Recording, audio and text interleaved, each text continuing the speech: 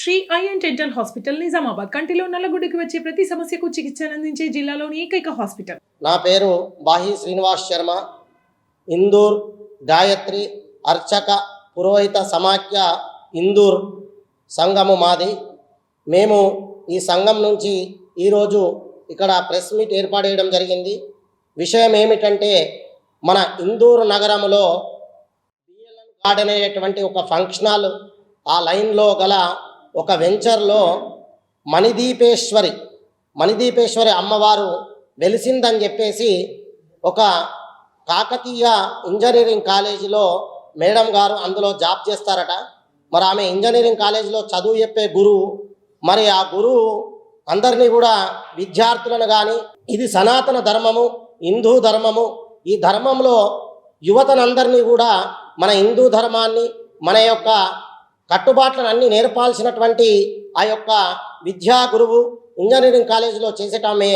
ఆమె యొక్క మణిద్వీపం అనేటటువంటి అమ్మవారు మా దగ్గర, మా కాలనీలో వెలిసిందని చెప్పి, మా ఇంటిలో వెలిసిందని చెప్పి, అదేవిధంగా ఈ యొక్క ఇల్లు కూడా కట్టడము ఆ అమ్మవారే నాకు కట్టించింది అని ఆమె చెప్తున్నది. అమ్మవారే కట్టించిందట ఆ ఇల్లును. ఆ అమ్మవారి ఇల్లే దానికి పేరు పెట్టుకొని అందరినీ కూడా అక్కడికి ఎలా అందరూ కూడా అట్రాక్ట్ అయ్యారంటే, ఆమె ఫేస్బుక్ ద్వారా, ఇన్స్టాగ్రామ్ ద్వారా, అదేవిధంగా యూట్యూబ్ ద్వారా ఇవన్నీ ఆమె ఇవాళ మీడియాను వాడుకొని అన్నీ కూడా చూపించేసి అందరినీ కూడా అక్కడ ఎట్లా అయిపోయిందంటే, జనము ఒక మంచి తిరుపతిలో కూడా అంత జనం ఉన్నట్టుగా అక్కడికి రావడము, దానికి లైన్లు కట్టడము, అక్కడ కొందరిని ఐడెంటిటీ కార్డులు వేసి వాళ్ళందరినీ కూడా శిష్యులుగా చేసుకొని వాళ్ళందరూ కూడా అమ్మవారి యొక్క గురించి చెప్పడము. అంటే ఎట్లా చెప్తున్నారు అని అంటే, మణిద్వీప వర్ణన అంటే ఏంది?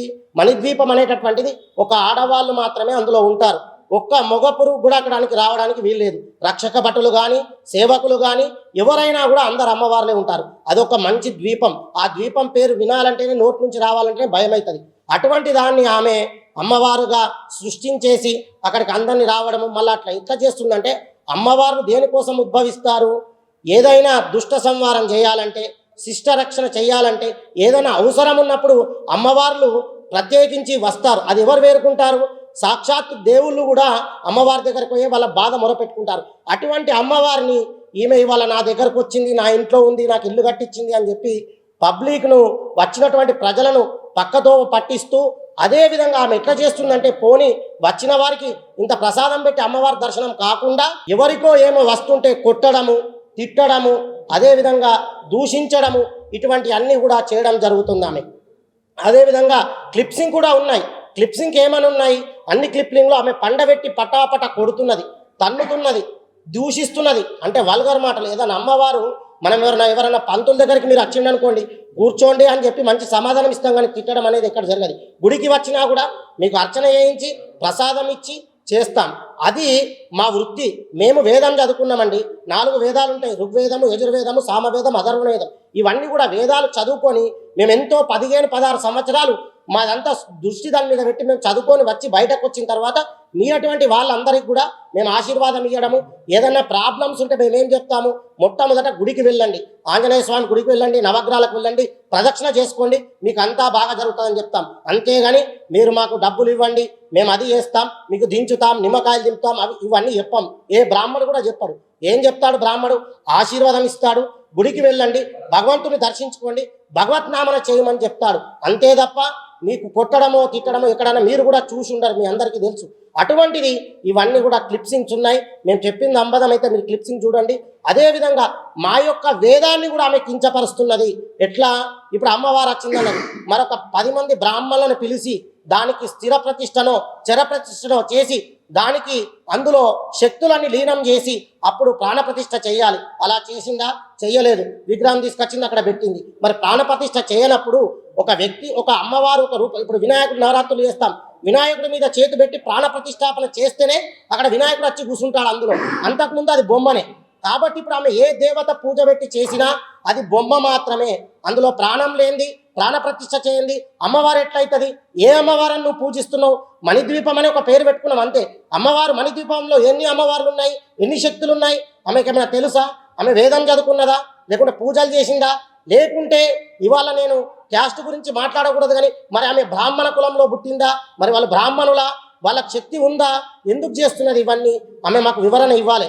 మాకే కాకుండా మీ ఎలక్ట్రానిక్ మీడియాకు, మీ ప్రింట్ మీడియాకు కూడా ఆమె నిజాలు చెప్పాలి. ఎందుకంటే తప్పు చేయనప్పుడు వ్యక్తి భయపడకూడదు. నేను తప్పు చేస్తలేను, ఈ విధంగా నాకు వచ్చిందని మీ అందరినీ ఆమెనే ప్రెస్ మీట్ పెట్టాలి. మేము ఎట్లా పెడుతున్నాం ప్రెస్ మీటు, ఆమె కూడా ప్రెస్ మీట్ పెట్టి నేను తప్పు చేస్తలేను, నేను న్యాయం చేస్తున్నాను, నేను ఎవరి దగ్గర ఏం చేస్తలేను, కొట్టడం లేదు, తిట్టడం లేదు, ఆమె నిర్భయంగా చెప్పాలి. ఆమె ఏదో తప్పు చేస్తుంది కాబట్టే ఆమె చేస్తుంది. నేనేమనుకుంటున్నా అంటే ఇవాళ అక్కడ ఉన్నటువంటి వెంచర్ ఏదైతే ఉందో మరి అందులో ప్లాట్లు అమ్ముడు పోతలేవో, మరి లేకుంటే ఇవాళ రేపు కొత్త ఫ్యాషన్ అయిపోయింది. ప్రతి వెంచర్లో టెంపుల్ కట్టడము, టెంపుల్ కట్టి అక్కడ డెవలప్ చేయడము, మళ్ళీ ప్లాట్లు అమ్ముకోవడం. ఈ విధంగా అక్కడ కూడా మరి ఎవరైనా వెంచర్ వాళ్ళు ఆమెతో చేయిస్తున్నారేమో. మరి ఈ విధంగా చేస్తే అక్కడ ఒక టెంపుల్ అయిపోతే పక్కకున్న ప్లాట్లు అమ్ముడు పోతాయి అనేటటువంటిది కూడా కావచ్చు అనేటటువంటి 100% నాకు అనిపిస్తుంది. అంతేకాకుండా రెండోది, ఆమె ఈ విధంగా సనాతన ధర్మంను, హిందూ ధర్మంను పక్కతోవ పట్టించి దీన్ని కూడా ఇప్పుడే నమ్మటం లేదండి. ఇప్పుడు మేమున్నాం, పూజారులను ఎవరు నమ్మటం లేదు. ఎందుకంటే మేము అన్ని తప్పు చెప్తున్నాం, మీరు పూజారులని డబ్బుల కోసం చేస్తున్నారని మాకు అంటున్నారు. మరి మీరు పూజారులు డబ్బుల కోసం, మేము స్వంతగా బ్రాహ్మణులము, మేము విద్య నేర్చుకున్న వాళ్ళం, మమ్మల్ని మీరు ప్రశ్నిస్తున్నారు ఏమని? మీరంతా తప్పుడు పూజలు చేస్తున్నారు, మీరు డబ్బుల కోసం చేస్తున్నారని కొందరు వ్యక్తులు ప్రశ్నిస్తున్నారు. మమ్మల్ని ప్రశ్నించినప్పుడు మరి మమ్మల్ని మేము వేదాన్ని నమ్ముకొని, మేము పురోహితులను నమ్ముకొని ఉన్నటువంటి వాళ్ళము, మమ్మల్ని మీరు ప్రశ్నిస్తున్నప్పుడు మీరు అక్కడ వెళ్ళి ఆమెను ఎందుకు ప్రశ్నించరు? ప్రశ్నించాలి ఖచ్చితంగా. మీరు ఎందుకు చేస్తున్నారు? ఇదేమన్నా మార్కెట్లో సూపర్ మార్కెటా, లేకుంటే మన ఇడ్లీ దుకాణమా, టిఫిన్ దుకాణమా? ప్రతి ఒక్కరు ఒక దుకాణం పెట్టుకుంటా పోతే ఇది ఏం దుకాణం? ఇది మీరు ఏం దుకాణం ఓపెన్ చేసిండ్రు? ప్రతి ఒక్కరు గుడి పేరు మీద ఇవాళ అవలీలగా డబ్బులు వస్తున్నాయి, పూజ పేరు చెప్పి సంపాదించడం అవలీలగా డబ్బులు వస్తున్నాయి. అందుకని చెప్పి కూర్చున్న జాగల డబ్బులు సంపాదించేటటువంటిది ఇది ఒక్కటే ఉన్నదన్న ఉద్దేశంతో వాళ్ళు చేయడం జరుగుతున్నది. ఇది చాలా తప్పు. ఆమె చేసేటటువంటిది ఇది మణిద్వీపవర్ణన అనేటువంటి గుడి ఎక్కడ లేదండి. నాకు చూపించండి ఎక్కడన్నా మణిద్వీపవర్ణన అనే గుడి ఉందా? లేదు. ఎప్పుడు మణిద్వీపవర్ణన చదువుతారు? కొత్తగా గృహప్రవేశం అయితేనో, లేకుంటే కొత్తగా పెళ్లి జరుగుతానో ఆ ఇంట్లో అన్ని బాగుండాలని ముత్తైదులందరూ, సువాసినులందరూ కూర్చొని పుస్తకం పట్టుకొని మణిద్వీపవర్ణన చదువుతారు. అంతవరకే ఉంది. అంతకు మించి మణిద్వీపవర్ణన గుడి ఎక్కడ లేదు, ఏమీ లేదు. కాబట్టి దయచేసి మీ ప్రింట్ మీడియా, అదేవిధంగా ఎలక్ట్రానిక్ మీడియా అందరికి దయచేసి మీ ముందుకు మేము ఎందుకు వచ్చినామంటే దీన్ని నిజాలు తెలియజేసే హక్కు ఒక మీ దగ్గరనే ఉంది. కాబట్టి ఇవాళ మేము ఇంత కష్టపడి ప్రింట్ మీడియా, ఎలక్ట్రానిక్ మీడియా దగ్గరకు వచ్చి ఇంత ఘోష చెప్పడం ఎందుకంటే దీని నిజాలు మీ ఒక్కరికే సాధ్యం. మీరు ఒక్కరే ఖచ్చితంగా దీన్ని బయటకు తీసుకురాస్తారన్న ఉద్దేశంతో మీకు జరిగిన వివరాలన్నీ చెప్తున్నాము. ఖచ్చితంగా ఇందులో ఉన్నటువంటి నిజాలు మీకు తెలియజేయాలి.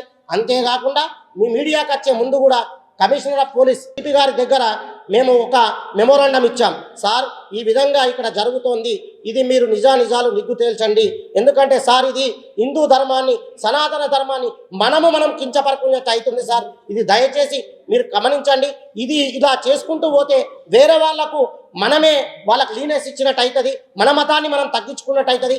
కాబట్టి హిందూ ప్రజలారా అందరూ కూడా ఇక్కడ ఉన్నటువంటి భక్తులు కానీ, ప్రజలు కానీ, ఇందూరు నగరంలో ఉన్నటువంటి హిందూ ప్రజలందరికీ ఒకటే విన్నవిస్తూ చెప్తున్నాను. ఈ యొక్క అర్చకుడుగా నేను చెప్తున్నాను సార్, ఏంటంటే మీరు నమ్మకండి, మోసపోకండి. ఇదంతా మోసపూరితమైనటువంటి కుట్ర. దీన్ని నమ్మి ఆమె వలలో పడి మీ జీవితాలను నాశనం చేసుకోకండి. ఆ టైమును మీ యొక్క జీవితం మీద వెచ్చించండి, మీ యొక్క కార్యకలాపాల మీద వెచ్చించండి తప్ప అనవసరంగా టైం ఖరాబ్ చేసుకొని ఆమె దగ్గరికి వెళ్ళొద్దని చెప్పడం జరుగుతుంది.